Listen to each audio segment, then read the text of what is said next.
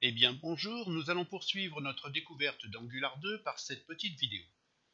Alors, vous avez dû installer Node sur votre disque et vous avez dû télécharger cette application sur votre disque également dans n'importe quel répertoire. Alors soit vous l'avez téléchargé avec le point zip, soit vous avez tapé une commande git clone en copiant cette adresse. Bref, vous avez sur votre disque les répertoires et fichiers qui étaient sur GitHub. Alors vous avez cette configuration là et ce que nous allons commencer par voir, c'est à jeter un petit coup d'œil sur les fichiers de configuration. Alors on va les regarder plutôt dans un environnement de développement, à savoir ici Visual Studio Code. Alors on va jeter un coup d'œil sur les trois fichiers, la package.json, systemconfig et puis tsconfig. Alors par défaut, dans l'application, il faut que je vous dise que l'application que vous avez téléchargée, en fait, c'est une application qui se trouvait il y a 2-3 mois sur le site officiel d'Angular 2, qui s'appelait Quick Start d'ailleurs. Alors ils en ont déposé une nouvelle, un peu plus conséquente, mais l'application de démarrage que j'ai utilisée pour notre contexte GSB, bon, elle est très légère et largement suffisante pour ce que nous aurons à faire ensemble. Voilà. Donc dans cette application d'origine, il y avait un fichier CSS que j'ai conservé. Alors donc on va jeter un petit coup d'œil sur les différents fichiers. Alors on va commencer par le package.json. Alors le package.json, qu'est-ce que c'est en fait? Ce sont les fichiers que vous allez installer tout à l'heure, on va le faire ensemble, à partir de commandes npm. Bon, on le fera ensemble.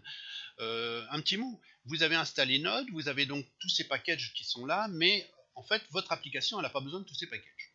Et donc dans package.json, il donne la liste de tous les packages qui vont être installés. Alors c'est pour ça d'ailleurs qu'il queen un petit peu, parce qu'il annonce que c'est pas installé. En effet, c'est pas installé. Bon. Dans config.js, on va juste jeter un coup d'œil ici sur le répertoire non-module. Non-module, c'est dans non-module que seront installés les différents fichiers qui seront lus à partir de la description fournie dans package.json. Voilà. Autre chose à voir, c'est par exemple ici que l'entrée de l'application, elle va être faite dans main.js qui se trouve dans app. On verra ça un petit peu plus loin. Dernière chose qu'on va regarder, c'est la configuration. Le fichier de configuration, alors je voudrais m'attarder là sur ce ES5. ES5, ça veut dire ECMAScript 5. Et mis à part que c'est compliqué à dire, qu'est-ce que ça veut dire? Alors j'ai préparé, et vous aurez l'occasion de les voir, des petites fiches à chaque fois que nous abordons une notion nouvelle. Enfin, en fait, ECMAScript, j'y arrive, ce sont des normes qui sont définies et qui permettent de définir JavaScript, entre autres. Si on dit que ECMAScript c'est JavaScript, on est dans les clous. Alors actuellement, l'ensemble des navigateurs, ils supportent la norme 5 d'ECMAScript. Mais en fait, les travaux qui sont faits dans l'organisme, en fait, c'est un groupement d'acteurs du monde informatique, on en est ils travaillent sur la version 7, la version 6 est terminée également, mais elle n'est pas supportée par l'ensemble des navigateurs. Je crois qu'elle est juste supportée par Firefox. Bref, voilà pourquoi dans le fichier ts. Le fichier de configuration, on indique que la cible, target, c'est la version 5. En fait. Voilà. Jetons un petit coup d'œil maintenant sur le index.html. Alors, mis à part le chargement les scripts de chargement de modules, vous avez également une balise à myapp qui n'est évidemment pas une balise classique HTML, Mais en fait, on est là devant notre premier component Angular 2. Voilà. Et Angular 2 va vous permettre de fabriquer des components, c'est-à-dire des petites unités avec du code et une vue, un style éventuellement. Et donc MyApp, c'est le premier, c'est celui d'entrée, c'est le composant d'entrée qui va être exécuté. Parce que en fait, l'application Angular 2 va proposer une organisation hiérarchique des composants. Alors, les composants vont être imbriqués les uns dans les autres. Alors, si on a plusieurs composants qui sont proches, ayant même fonctionnalité, on les regroupera dans des modules. Notre application, par exemple, a un module, on le verra juste après, c'est le module app, et ce module app va contenir aussi d'autres composants. Enfin, pour l'instant, il n'y a qu'un composant et un seul module. Et on restera tout au long de l'application sur un seul module et plusieurs composants.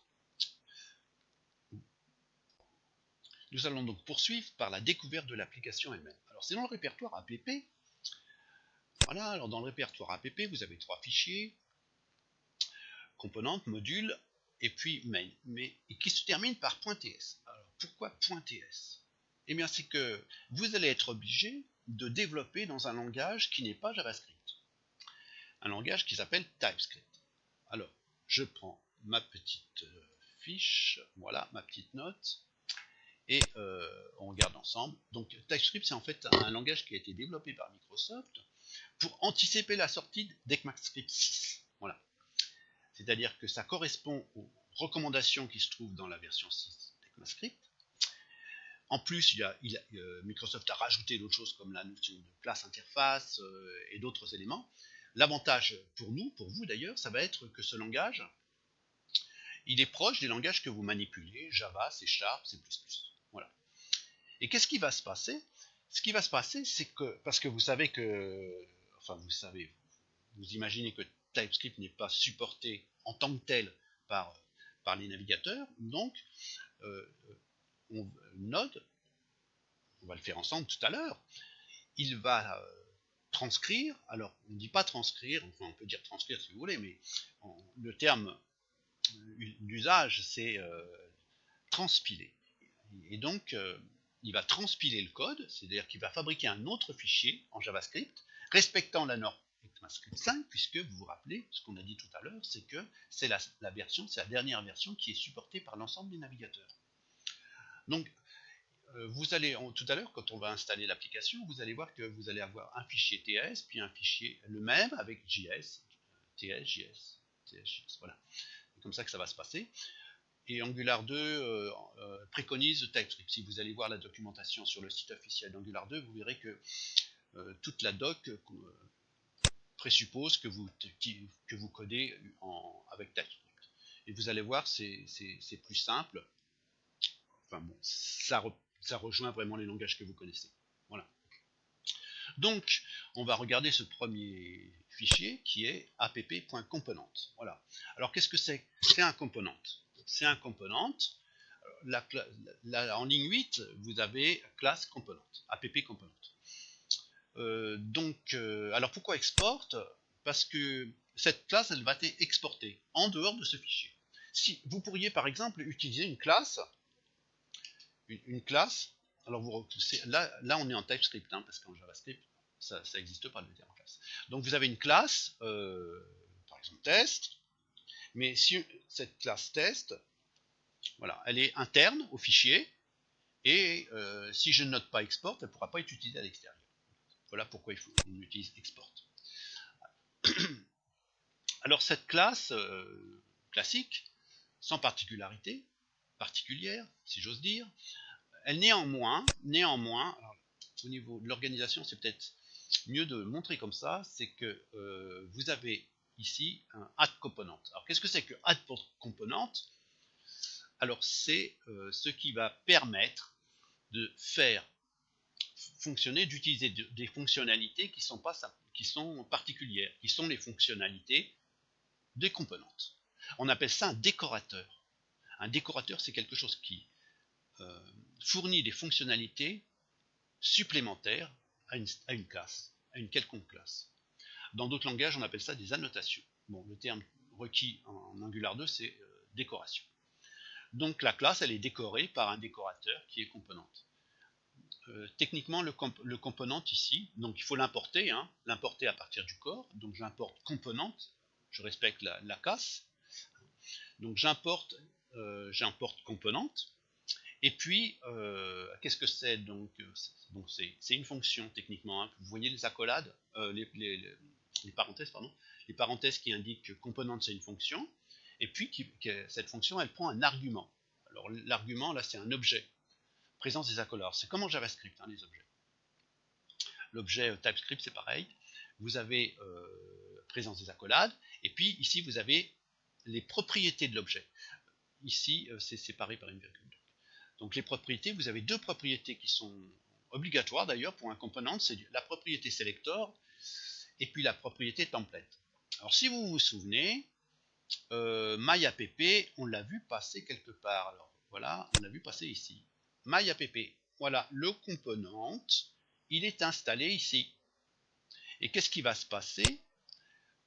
Eh bien, il va exécuter le code HTML ici, qui est décrit dans la propriété template. Alors, comme il n'y a pas beaucoup de code HTML, on a pu le mettre en ligne. S'il y a quand il y a à l'occasion d'autres composantes qui ont plus de code, en fait, on fera référence à un fichier HTML ici. Bon, on fera ensemble pour d'autres composantes. Donc, le component, voilà. Alors le import, là, vous importez, vous serez très souvent amené à importer des choses. À chaque fois que vous avez besoin de quelque chose, là, d'un composant particulier ou d'une classe, etc., vous importerez. Alors j'avais en même temps apporté ma petite fiche qui récapitule. Donc qu'est-ce que c'est qu'une composante? C'est une classe et c'est muni d'un décorateur. Ce décorateur, c'est une fonction componente qui doit préciser au moins le selector, c'est-à-dire la balise HTML, et puis le code HTML associé. Voilà. Je range ma petite fiche et on passe au module. Alors le module, il est organisé un peu de la même manière. Alors les nombreux imports, enfin les imports là qui sont nécessaires à faire les déclarations ici, la valorisation des propriétés de l'objet. Alors c'est pareil, je fais ça pour qu'on voit un petit peu l'organisation du code. Alors, pareil, bon, on est devant une classe classique, mais qui est décorée. Elle est décorée par la fonction ngModule. Cette fonction ngModule prend en argument un objet. Cet objet a trois propriétés, import, déclaration et bootstrap. Alors, on va juste regarder un petit peu le sens de ces propriétés. L'import, c'est l'import des modules. Là, vous mettez les modules dont vous avez besoin. Enfin, on peut importer aussi des fonctions, mais bon, bref, on importe souvent des modules. Ici, vous importez, vous voyez, là, vous importez le module. Alors pourquoi importer ce module? Parce que c'est le module vraiment associé dans les applications web. On fait une application web, donc le browser, il faut ce module-là. Vous remarquez qu'ici vous avez des crochets, c'est-à-dire que cette propriété, c'est pas comme dans le component. Dans le component, vous vous rappelez, c'est une chaîne là, et là c'est pas une chaîne, c'est un tableau. Oui, tableau. Comme dans la plupart des langages, les crochets correspondent au tableau. Donc si c'est un tableau, on peut en mettre plusieurs. Le séparateur, c'est la virgule, et on pourrait mettre plusieurs modules, par exemple, si ce module importait plusieurs modules. Et la déclaration, ici la partie déclaration, en fait vous annoncez, écoutez bien, vous annoncez tous les composants qui seront associés à ce module. Donc un module, c'est une somme de composantes. Voilà. Et donc ici on n'en a qu'un, donc on peut n'en mettre qu'un, mais quand on va créer une autre composante, eh bien il ne faudra pas oublier d'indiquer dans sa partie déclaration que voilà, c'est le composant de ce module-là. Et puis le bootstrap, c'est le composant ou les composantes qui sont ceux de démarrage. Qu'est-ce qu'il y a? Oui, c'est bon. Alors je vais chercher ma petite fiche pour résumer. Va-t-elle se déplacer? Oui, elle se déplace. Voilà, alors donc un module c'est une classe, c'est muni d'un décorateur ngModule qui est une fonction, et dans les arguments de la fonction, pardon, il faut annoncer les modules importés, il faut annoncer les composantes qui font partie du module, et le ou les composantes de démarrage. Voilà. Je range ma fiche et on regarde le dernier fichier qui est main.ts. Main.ts, pas grand chose. C'est le main de l'application. Hein. C'est le main de l'application. C'est pas le main du module. Donc c'est le main de l'application et il est bootstrappé, enfin il est lancé avec app module. App module, c'est ce module-là. Voilà. Et pour pouvoir le lancer, ce app module, eh ben, il faut l'importer. À nouveau les imports. Qu'est-ce que j'ai? Est-ce que j'ai d'autres fiches? Non, j'ai pas d'autres fiches pour ceci. Alors nous allons passer maintenant à l'installation. Nous allons donc terminer par l'installation des modules nécessaires au lancement de l'application. Bien, alors pour cela, il faut que vous vous situiez dans le répertoire de l'application. Voilà. Et puis que vous lanciez une console. Alors vous avez dans un environnement Windows, vous avez CTRL-MAJ. Et puis là, vous voyez ouvrir une fenêtre de commande ici. Vous êtes là, donc c'est-à-dire que vous êtes dans le répertoire de votre application. Et vous lancez la commande npm. Alors on utilisera souvent cette commande npm et vous faites install. Voilà. Et ça va, en fait, qu'est-ce que ça va faire? Ça va aller chercher les packages qui sont annoncés dans package.json et les installer à cet endroit-là dans le répertoire node module. Comme ceci prend un certain temps, je vais faire une pause et vous retrouver à la fin de l'installation. Bon, l'installation s'est terminée pour moi, donc on va regarder ce qui s'est passé. La console, et voilà. Donc dans notre application, en fait, le répertoire node module a été installé, a été créé, comme c'était annoncé d'ailleurs dans les packages. Et puis à l'intérieur, nous avons donc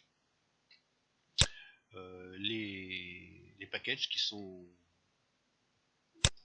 étaient annoncés dans package.json. Voilà.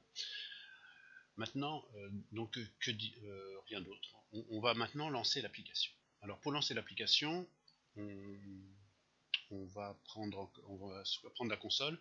Alors là dans Visual Studio Code, j'ai une console que je peux activer directement là, comme ça. Donc je vais lancer la commande qui va lancer l'application. Donc je lance un npm et start. Voilà. Alors là, ça va être un petit peu plus rapide, donc je reste avec vous. Oh, on voit déjà, ça va très vite. Oh, elle est belle cette application.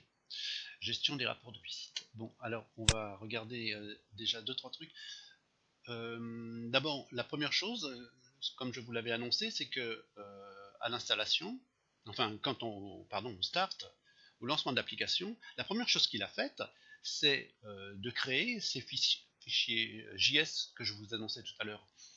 Donc à chaque fichier TS, il y a un fichier JS associé et un fichier map. Alors le fichier map, c'est pour faire des tests, donc on les utilisera pas.